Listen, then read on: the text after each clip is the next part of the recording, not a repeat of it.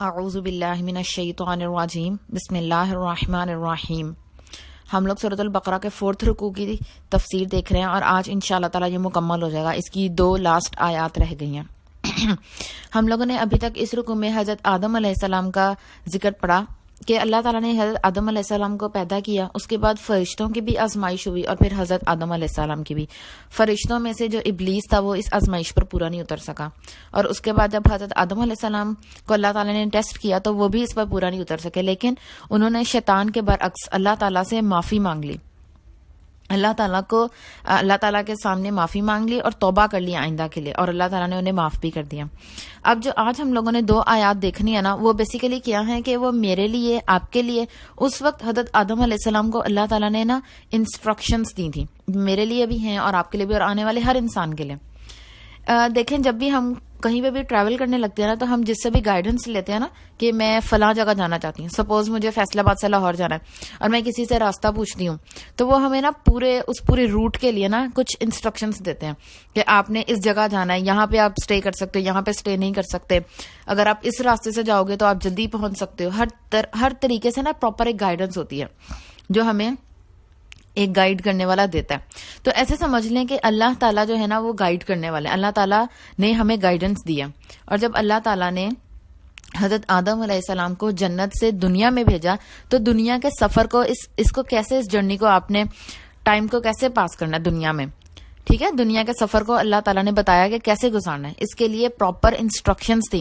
اور دیکھیں، صرف ان 2 آیات میں، جسٹ ان 2 آیاتس، اللہ تعالیٰ نے اتنے جامع انداز میں اور اتنے زبردست طریقے سے نا پوری اس جرنی کو نا سمرائز کر دیا کہ آپ لوگوں نے زندگی کو گزارنا کیسے، اور یہ جو دنیا میں آپ کو اللہ تعالیٰ مختصر تھوڑے سے عرصے کے لیے جو سفر ہے نا، یہ جو طے کرنا ہے آپ نے، کیونکہ آپ ایک مسافر ہیں، تو اس سفر کو کیسے طے کرنا ہے، اس میں آپ نے کس چیز کا خیال کرنا ہے۔ بسم اللہ الرحمن الرحیم۔ قل اهبطوا منها جميعا فإما يأتينكم مني هدى فمن تبع هداي فلا خوف عليهم ولا هم يحزنون والذين كفروا وكذبوا بآياتنا أولئك أصحاب النار هم فيها خالدون۔ ہم نے کہا کہ تم سب یہاں سے اتر جاؤ، پھر جب تمہارے پاس میری طرف سے کوئی ہدایت آئے تو جس نے میری ہدایت کی پیروی کی تو ان پر نہ کچھ خوف ہوگا اور نہ وہ غمگین ہوں گے، اور جنہوں نے انکار کیا اور ہماری آیات کو جھٹلا دیا وہ آگ والے ہیں، وہ اس میں ہمیشہ رہنے والے ہیں۔ دیکھیں، اللہ تعالیٰ نے نا بتا دیا کہ اب حضرت آدم علیہ السلام کو دنیا میں بھیج دیا، اور دنیا کیا ہے، بیسیکلی ایک آزمائش ہے، ایک ٹیسٹ ہے۔ جنت میں تو صرف ایک چیز کا ٹیسٹ ہے نا، صرف ایک درخت کے پاس نہیں، دنیا کیا ہے، ہر طرف 360 کے اینگل پہ بھی اگر انسان گھوم جائے نا، ہر طرف، آگے سے، پیچھے سے، دائیں سے، بائیں سے، اوپر سے، نیچے سے، ہر طرف کہیں سے بھی آزمائش آ سکتی ہے۔ اور پھر شیطان کو بھی اللہ تعالیٰ نے اس چیز کا اختیار دے دیا کہ وہ انسان کو بہکا سکتا، پھر انسان کے پاس اپنا نفس ہے، پھر اس کی سوسائٹی، یہ ہر چیز نا آپ کے لیے ایک آزمائش ہے۔ اب اس آزمائش سے گزرنا ہے آپ نے، وہ سفر طے کرنا ہے ایک مختصر سے وقت کے لیے، ٹھیک ہے۔ اب اللہ تعالیٰ نے ہمیں نا 2 راستے بتا دیے، اور دیکھیں پھر کیا ہوا، اللہ تعالیٰ نے دونوں راستوں کو بھی بتایا کہ اگر آپ یہ کام کرو گے تو آپ کا یہ روٹ ہے، اگر آپ یہ کام کرو گے تو آپ کا یہ روٹ ہے، اور کون سا روٹ، کس روٹ کی ڈیسٹینیشن کیا ہے، اللہ تعالیٰ نے ساتھ ہی وہ بھی بتا دی۔ اور دیکھیں، اللہ تعالیٰ نے نا انسان کو اختیار دیا، either I want right side or the wrong side۔ اللہ تعالیٰ نے مجھے اس چیز کی پوری وہ کہہ سکتے ہیں کہ اللہ تعالیٰ نے مجھے اختیار دے دیا کہ میں اپنی مرضی سے، اپنی خواہش سے ڈیسائیڈ کروں گی کہ مجھے سیدھے راستے پہ جانا ہے یا الٹے راستے پہ جانا ہے، اور پھر مجھے پتا ہے کہ اگر میں اس راستے پہ جاؤں گی تو میری ڈیسٹینیشن یہ ہے، میری منزل یہ ہوگی، اور اگر میں اس راستے پہ جاؤں گی تو میری منزل یہ ہوگی، ٹھیک ہے۔ اب اللہ تعالیٰ نے پہلا روٹ جو بتایا، جو کہ ہدایت والوں کا، ان کے بارے میں بتایا ہے کہ دیکھیں، جب تمہارے پاس میری طرف سے کوئی ہدایت آئے، اس کا کیا مطلب ہے؟ اس کا سب سے پہلے مطلب یہ ہے کہ اللہ تعالیٰ نا ہدایت بھیجے گا، ٹھیک ہے۔ اور اللہ تعالیٰ کی ہدایت بھیجنے کے کیا کیا طریقے؟ سب سے پہلے اللہ تعالیٰ کتابیں نازل کرتا ہے، اور آج میرے لیے اور آپ کے لیے ہدایت کیا ہے؟ قرآن پاک کو دیکھیں، پہلے بھی اللہ تعالیٰ نے بتایا کہ یہ ہے ھدی للمتقین، متقیوں کے لیے ہدایت ہے۔ اور اب دیکھیں، اس میں اللہ تعالیٰ نے حضرت آدم علیہ السلام کو تب کیا انسٹرکشنز دی کہ جب تم دنیا میں جاؤ گے، دنیا میں مختلف لوگ آئیں گے، مختلف قومیں آئیں گی، لوگ مر جائیں گے، نئے لوگ پیدا ہوں گے، اور ہر آنے والے انسان کے لیے اللہ تعالیٰ ہدایت بھیجے گا۔ اور وہ ہدایت بیسیکلی کیا تھی؟ جو ہم لوگوں کو بتائے گی کہ ہم لوگوں نے زندگی بیسیکلی گزارنی کیسے ہے. ٹھیک ہے، تو میرے اور آپ کے لیے ہدایت کیا ہے؟ سب سے پہلے یہ کتاب قرآن پاک اللہ تعالیٰ نے جو ہمیں ہدایت کے لیے بھیجی. دوسری چیز، اللہ تعالیٰ نے ایک رول ماڈل بھیجا ہمارے لیے جس کے ہم نے فٹ سٹیپس فالو کرنا ہے، اور وہ کون تھے؟ رسول پاک صلی اللہ علیہ وآلہ وسلم. ٹھیک ہے، اللہ تعالیٰ کہتے ہیں کہ جب اللہ تعالیٰ نے ہدایت بھیج دی، دیکھیں میرے اور آپ کے لیے ہدایت آ چکی ہے، اب کسی اور نے نہیں آنا، کیونکہ یہ قرآن پاک میں آتا ہے کہ اب ہم نے دین آپ کے لیے مکمل کر دیا، یعنی کہ اب اس کے بعد کوئی چینجز نہیں ہے. دوسری چیز کہ اللہ جو رسول پاک صلی اللہ علیہ وآلہ وسلم ہے وہ اللہ کے آخری نبی اور پیغمبر ہیں، یعنی اس کے بعد کوئی اور نہیں آئے گا، وہی ہمارے لیے ہدایت لے کر آئے تھے. ٹھیک ہے، تو اب اللہ تعالیٰ کہتے ہیں کہ تو جس نے میری ہدایت کی پیروی کی. ہدایت میں نا آپ نے دونوں چیزوں کو یاد رکھنا ہے، اللہ کے نبی کو بھی، یعنی اللہ کے نبی کی احادیث اور سنت کو، اور دوسری چیز آتی ہے یہ قرآن پاک، یہ دونوں چیزیں. ٹھیک ہے، تو اب جب بھی لفظ قرآن پاک میں ہدایت آئے گا نا، آپ نے فوراً ان دو چیزوں کو سوچنا ہے کہ قرآن کا ذکر ہو رہا ہے اور رسول پاک صلی اللہ علیہ وسلم کی زندگی کا ذکر ہو رہا ہے. ٹھیک ہے، پھر اب ہمارے سامنے وہ ہدایت آ چکی. اللہ تعالیٰ نے کہا تو جس نے اس کی پیروی کی، اس میں لفظ آتا ہے فمن تابعہ. تابعہ کا مطلب ہوتا ہے کہ اتباع کرنا، کسی کو فالو کرنا. فالو کی نا آپ لوگ ایسے سمجھ لیں اگزامپل سے، اگر ہم کسی کو فالو کر رہے ہیں نا تو اس کا مطلب یہ ہے کہ کوئی بھی انسان، سپوز کوئی انسان ہے نا، وہ چل رہا ہے، میں ایگزیکٹ اس کے جہاں پہ اس نے قدم رکھا نا، میں ایگزیکٹ اپنا سٹیپ بھی وہیں پہ رکھوں. یہ ہوتا ہے کسی کو فالو کرنا، بالکل اس کے پیچھے پیچھے، بالکل same as it is, without any change. ٹھیک ہے، تو جو اللہ تعالیٰ نے دین نازل کیا نا، جو ہدایت بھیجی ہے، اس میں کیا شرط ہے؟ اس کی اتباع کا مطلب یہ ہے کہ without any change, without any addition, without any subtraction, without pick and choose. ہم پک اینڈ چوز نہیں کر سکتے کہ میں قرآن پاک کی اس آیت کو فالو کروں گی، اس آیت کو نہیں کروں گی، میں احادیث میں سے اس بات کو مانوں گی، اس کو نہیں مانوں گی. We have no option. ٹھیک ہے، کیونکہ اللہ تعالیٰ نے جو انسٹرکشنز دیا نا حضرت آدم علیہ السلام کو اور حضرت آدم کے بعد پیدا ہونے والے ہر انسان کو، ٹھیک ہے، ان انسٹرکشنز میں ایسی کوئی چیز نہیں ہے جس میں میرے پاس کوئی آپشن ہو یا میرے پاس چوائس ہو کہ میں 50% اسلام کو فالو کروں گی، 50% نہیں. نو، دیر از نو سچ کائنڈ آف آپشن. ہم نے کرنی ہے تابعہ، اتباع. اتباع کا مطلب ہے پیروی، بالکل ایز اٹ از، جیسے ہمیں بتایا گیا ہم نے ایگزیکٹلی ویسے ہی فالو کرنا ہے. ہمیں نماز کا جو طریقہ بتایا گیا میں نے ویسے ہی نماز پڑھنی ہے. اللہ تعالیٰ نے ہمیں نکاح کا جو طریقہ بتایا ہم نے ایگزیکٹلی اسے ویسے ہی فالو کرنا ہے. اللہ تعالیٰ نے کسی کے پیدا ہونے پر، کسی کے مرنے پر جو کام کرنے کا حکم دیا میں نے ایگزیکٹلی ویسے ہی کرنا ہے. اللہ نے مجھے رزق کمانے کا، پھر کھانے کا جیسے بتایا، پینے کا جیسے بتایا، سونے کا جیسے بتایا، اللہ نے مجھے جو کام جیسے جیسے بتایا نا میں نے ایگزیکٹلی ایز اٹ از ویسے ہی کرنا ہے. I have no other option کہ میں اس میں، ایون کہ ہم اسلام میں ایڈیشن بھی نہیں کر سکتے. اور سب کو پتا ہے کہ اسلام میں ایڈیشن کا مطلب ہوتا ہے بدعت. اور بدعت کے بارے میں کیا حدیث آتی ہے کہ بدعت گمراہی ہے، اور گمراہی ہمیں جہنم کی طرف لے کر جاتی ہے. ٹھیک ہے، یہ ہو گیا. اب نا دیکھیں اللہ تعالیٰ نے نا جو قرآن پاک نازل کیا نا، اس کا ایک حسن ہے، اور وہ حسن یہ ہے کہ اللہ تعالیٰ جب بھی اپنا کوئی حکم بتاتے ہیں نا ہمیں جب بھی بتایا جاتا ہے، کوئی انسٹرکشنز دی جاتی ہیں، تو اس کے ساتھ ہی نا بتاتے ہیں اگر تم نے میری اس انسٹرکشن کو فالو کیا تو تمہیں یہ ریوارڈ ملے گا. ٹھیک ہے، اور اگر تم نے نافرمانی کی، تم نے میری گائیڈنس کو فالو نہ کیا تو تمہیں یہ پنشمنٹ ملے گی. لیکن بیسیکلی اللہ تعالیٰ نے مجھے پیدا کیا نا، میری نیچر کو، میری سائیکی کیا ہے، اللہ تعالیٰ کو پتہ ہے کہ انسان جو ہے نا وہ ریوارڈ کے پیچھے بھاگے گا اور پنشمنٹ سے ڈرے گا، ڈر کے کام کرے گا. ٹھیک ہے، اور آج کل جب ہم لوگ اگر سائیکالوجی وغیرہ کے لوگوں سے پوچھتے ہیں جو اس کو اسٹڈی کرتے ہیں، وہ بھی اس بات کو مانتے ہیں کہ ریوارڈ اور پنشمنٹ یہ دونوں چیزیں انسان سے کام کروانے میں کتنی ہیلپ فل ہیں. اچھا، پھر اللہ تعالیٰ کیا کہتے ہیں کہ اگر تم نے میری ہدایت کی پیروی کی تو کیا ہوگا. اللہ تعالیٰ نے نا پیچھے جو جتنے بھی ریوارڈز بتائے تھے نا، وہ بیسیکلی جنت کا ذکر تھا کہ جنت ملے گی انہیں، اور جنت کے بارے میں بہت سارا. اب جو آج ہے نا ایک اور چیز انٹروڈیوس کروا رہے ہیں اللہ تعالیٰ کہ ہمیں ہمارے لیے رزلٹ میں ہمارے جو بیسک ہماری ڈیسٹینیشن ہے اس روٹ کی، جو ہماری رائٹ پاتھ ہے، اگر ہم اسے فالو کریں گے تو ہمیں اللہ تعالیٰ کیا دیں گے؟ دیٹ از فلا خوف علیہم ولا ہم یحزنون.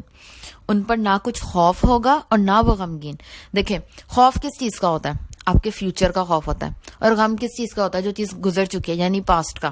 اللہ تعالیٰ بتا رہے ہیں کہ یور فیوچر از سیکیور، اور آپ کا پاسٹ آپ کو پریشان نہیں کرے گا. جو چیز گزر گئی ہے نا وہ آپ کو تنگ نہیں کرے گی. غم کا مطلب ہوتا ہے کہ ایسی چیز جو آپ کے پوری باڈی میں نا، باڈی لینگویج کے اندر ایک وہ نڈھال پن اور ایک ایسی کیفیت آ جاتی ہے جو آپ کے پریزنٹ کو بھی خراب کرتی ہے، آپ کے فیوچر کو بھی خراب کرتی ہے. تو اللہ تعالیٰ کہہ رہے ہیں کہ نہ تم نے اپنے پاسٹ کی فکر کرنی ہے، نہ تم نے اپنے فیوچر کی، سب کچھ مجھ پہ چھوڑ دو. Just protect your present. اپنے پریزنٹ کو اتنا اچھا کر لو کہ تمہارا پاسٹ فیوچر کچھ میٹر نہیں کرے گا. ٹھیک ہے. پھر دیکھیں جب ہم اللہ تعالیٰ کی ہدایت کی، جو اللہ تعالیٰ نے قرآن اور احادیث نازل کی ہیں، ہم اس کو ایگزیکٹ فالو کریں گے، ویسے ہی جیسے کہ کرنی ہے، اس کی ویسے ہی اتباع کریں گے، تو پھر اللہ تعالیٰ میرے ہر طرح کے خوف کو نکال دے گا. اب وہ خوف کس کس چیز کا ہو سکتا ہے انسان کو؟ اللہ تعالیٰ کہتے ہیں کہ اللہ تعالیٰ آگے نا سورۃ البقرہ میں ہی آتا ہے کہ انسان کو خوف سے آزمایا جاتا ہے. دیکھیں اب یعنی کہ جب میری زندگی میں کسی بھی طرح کا خوف آئے گا نا، کچھ لوگ ہوتے ہیں جو پانی سے ڈرتے ہیں، کچھ لوگ ہوتے ہیں جو اونچائی سے ڈرتے ہیں، یا کبھی کبھی نا کچھ انسان اپنے کچھ ریلیٹیوز ہوتے ہیں، یا کچھ اسپیسیفک ہوتا ہے کہ ایگزامینر سے ڈرنا، کسی پبلک ڈیلنگ کرتے ہوئے آپ کو ایک خوف ہوتا ہے، یا کوئی بھی کسی بھی چیز سے جو ڈر ہوتا ہے نا، اندھیرے سے ڈر لگتا ہے. کچھ لوگ اکیلے میں نہیں سو سکتے، اکیلے کمرے میں نہیں بیٹھ سکتے، اندھیرے میں نہیں بیٹھ سکتے، یا کسی بھی چیز کا خوف دنیاوی لحاظ سے بھی، اور پھر یہ بھی کہ قبر کا خوف، قیامت کا خوف، اللہ تعالیٰ کے سامنے جانے کا خوف. ہر طرح کا جو خوف ہے نا، کوئی چیز جو آپ کو ڈرا کے رکھتی ہے، آپ کے اندر آپ کو سہم جاتا ہے جس سے، اللہ تعالیٰ وہ ہر طرح کا خوف ختم کر دیتا ہے. کیوں؟ کیونکہ آپ کے دل میں صرف اللہ کا خوف رہتا ہے. جب آپ کو اس بات کا پورا یقین ہو جائے گا نا کہ اللہ ہی حق ہے، میں جس سے ڈر رہی ہوں نا بیسیکلی اس کا رب بھی اللہ ہے، تو آپ کے دل سے آٹومیٹیکلی وہ خوف نکل جائے گا. پھر اللہ تعالیٰ کہتے ہیں کہ تم میری ہدایت کی پیروی کرو گے تو فلا خوفن، کوئی خوف نہیں. اپنے فیوچر کی ٹینشن لینے کی ضرورت نہیں ہے. کچھ لوگوں کو یہ بھی ٹینشن ہوتی ہے کہ میرا فیوچر سیکیور ہوگا یا نہیں ہوگا، میں پتہ نہیں میں میری کمائی کیسے چلے گی، میری سیلری کتنی ہوگی، میرا بزنس میں لاس نہ ہو جائے، یا میری شادی کے بعد کی زندگی کیسی ہوگی. کسی بھی طرح کا لاس ہو سکتا ہے. آپ اپنے ریلیشنز کے بارے میں خوفزدہ ہوتے ہو، آپ اپنی اسٹڈیز کے بارے میں خوفزدہ ہوتے ہو، آپ اپنے رزلٹ کے بارے میں خوفزدہ ہوتے ہو. لیکن جو لوگ اللہ پر پورا پورا ایمان لاتے ہیں، اللہ کی ہر بات کو مانتے ہیں، انہیں کسی قسم کا خوف نہیں ہوتا، کیونکہ ان کے دل میں صرف اللہ کا خوف. اور جس انسان کے دل میں اللہ کا خوف اور محبت ہوتا ہے نا، تو دوسری کسی چیز کی گنجائش نہیں بچتی، اور پھر انہیں کوئی غم بھی نہیں ہے. اللہ تعالیٰ ان کے پاسٹ میں جو غلطیاں کوتاہیاں ہوتی ہیں نا، جب دیکھیں ہم لوگوں نے کل جو آیات دیکھی تھی نا، اس میں یہی تھا کہ اللہ تعالیٰ نے انہیں دعا سکھا دی معافی مانگنے کی. جب ہم اللہ تعالیٰ سے توبہ کر لیتے ہیں نا، اور پھر اللہ تعالیٰ اپنی رحمت سے ہمارے دل میں ایک سکینت اتار دیتا. کیونکہ جب انسان گناہ کرتا ہے نا، اللہ تعالیٰ کی نافرمانی، اللہ نے جو ہدایت دی ہے نا، ہم اس کی پیروی کی بجائے اس کو کیا کرتے ہیں، ہم لوگ ڈس اوبے کرتے ہیں اللہ کو. تو پھر کیا ہوتا ہے، ہمارے دل مردہ ہونے لگ جاتے ہیں، ہمارے دل پہ داغ لگتے جاتے ہیں. لیکن جب ہم اللہ کی ہدایت کی پیروی کرتے جائیں گے، اللہ تعالیٰ ہمارے دل میں نور اتارتا جائے گا. اور جب دیکھیں آپ کا دل کو سکون ہے، تو پھر آپ کی باڈی میں پوری باڈی لینگویج چینج ہو جائے گی، آپ کی روح میں سکون ہوگا، آپ مینٹلی طور پہ ہیلدی رہیں گے. اور جب سب کچھ ایسا ہوگا تو آبویسلی کس بات کا غم رہے گا. ٹھیک ہے. اور پھر دیکھیں یہ تو ہو گیا کہ ریوارڈ ہمیں کیا ملے گا، اور یہ اتنا بڑا ریوارڈ ہے کہ انسان سکون کے لیے ترستا ہے، اور اللہ تعالیٰ وعدہ کر رہے ہیں کہ آپ کو ملے گا سکون. دیکھیں جب آپ کی لائف میں کوئی خوف ہی نہیں ہے، کوئی آپ کو کسی چیز کا غم نہیں ہے، تو پھر کیا ہے، سکون ہی سکون ہے. اور اگلی چیز پھر جو اللہ تعالیٰ پنشمنٹ کا ذکر کرتے ہیں، اور جنہوں نے کفروا کا مطلب ہے انکار کر دیا، اللہ تعالیٰ نے جو ہدایت بھیجی ہے قرآن اور حدیث، اس پہ فالو کرنے سے اسے انکار کر دیا، اور کذبوا، اسے جھٹلایا. جھٹلانے کا مطلب دو طرح سے ہے. سب سے پہلی چیز یہ کہ آپ زبان سے کہہ دو کہ بھئی نہیں یہ تو جھوٹا، یہ غلط ہے. ٹھیک ہے، جیسے منافقین بھی کرتے تھے، اور رسول اللہ صلی اللہ علیہ وسلم کے دور میں جو کفار تھے وہ بھی کرتے تھے، اور آج بھی جو نان بلیورز ہیں، جو اسلام کو ماننے والے نہیں ہیں، مسلمان نہیں ہیں، وہ لوگ زبان سے اس چیز کو غلط کہتے ہیں، جھوٹا کہتے ہیں. اور دوسری چیز ہوتی ہے عملی طور پہ، جب ہم کسی بھی اللہ کے حکم کو عمل میں نہیں نہ لے کر آتے، اس کا مطلب ہے کہ ہم اسے جھوٹا کہہ رہے ہیں یا ہم اسے انکار کر رہے ہیں. خدا نہ خاصہ. اور ہم لوگ بہت سے پوائنٹس میں ایسا کرتے ہیں، اسے جھٹلاتے ہیں. اور پھر کیا آتا ہے بھی آیاتینا کے اندر نا ایک تو یہ قرآن پاک کی آیات بھی آتی ہیں، اور نا آیت کا مطلب ہوتا ہے نشانی. اور اللہ تعالیٰ نے نا پوری کائنات جو ہے نا وہ اللہ تعالیٰ کی نشانی ہی ہے. اللہ کی نشانیوں میں ایون مائی سیلف، ٹھیک ہے، میرے پیرنٹس بھی اللہ کی نشانی ہے، جو میں کھاتی ہوں نا روزانہ، ایوری تھنگ یہ بھی اللہ تعالیٰ کی نشانی ہی ہے. تو اللہ تعالیٰ کی نشانیوں کو جھٹلانے کا مطلب ہے کہ ہم اس چیز سے انکار کر دیں کہ یہ اللہ نے بنائی ہے. کسی اور کو اللہ سے اوپر کر دینا یہ بھی آیات کو جھٹلانے کے برابر، اللہ تعالیٰ کی نشانیوں کو جھٹلانے کے برابر. پھر کیا ہوگا؟ اولئک کا مطلب ہے کہ یہی لوگ ہیں جو اصحاب النار. اب دیکھیں اس میں نا اصحاب کا لفظ یوز ہوا ہے. اصحاب کا مطلب ہوتا ہے ساتھی یا کمپینین، جو آپ کی کمپنی میں رہے، آپ کے ساتھ ساتھ رہے. جیسے ہوتا ہے نا کہ رسول پاک صلی اللہ علیہ وسلم کے صحابی تھے، یعنی کہ اللہ تعالیٰ کے ساتھی، اللہ کے نبی صلی اللہ علیہ وسلم کے ساتھی تھے، ان کے ساتھ رہنے والے تھے. تو دیکھیں اس میں کہہ رہے ہیں اصحاب النار، تو وہ لوگ کیا ہوں گے؟ نار کیا ہوتی ہے؟ آگ کے ساتھی، یعنی کہ ہر ٹائم جو آگ ہوگی نا وہ ان کے ساتھ رہے گی. یہ اتنی ایک ایسی بات ہے جو کہ انسان کے رونگٹے کھڑے کرنے والی.